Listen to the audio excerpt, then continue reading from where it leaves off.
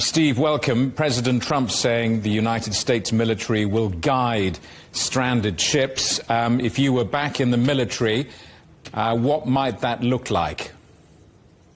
I think it would look like a very risky operation, Jamie, and thanks for the invitation. The idea of taking vessels through the Strait of Hormuz, which is just 20 miles wide, whilst being under attack potentially by Iranian forces, about which it's very difficult to do anything about, is pretty difficult, frankly. So I'd be surprised if the Americans actually commit to it.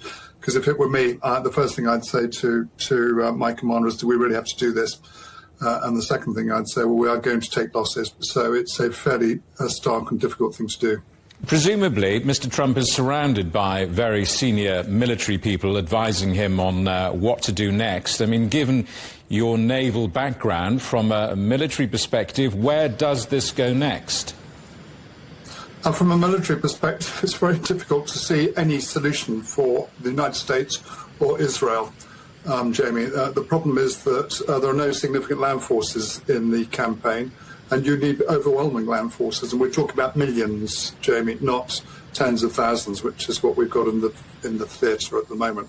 So it's very difficult to see that we've got anything other than a stalemate, and the stalemate with the Straits of Hormuz closed will lead to increasing pain in the United States, but even more so in the Far East and in Europe, who will really suffer and already are suffering. So I can see no obvious answer other than perhaps the Europeans to actually start talking to the Iranians, and the Far East countries starting to talk to the Iranians and arrange their own transits through the Straits.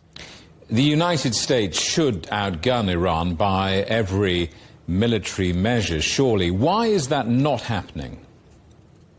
Well, they may outgun the Iranians in simple military terms, but what we've got is a very small place of water where it's very difficult to operate warships. And the worst thing for a warship is to be very, very close to the land, which is exactly what she'll be doing through the Straits of Hormuz.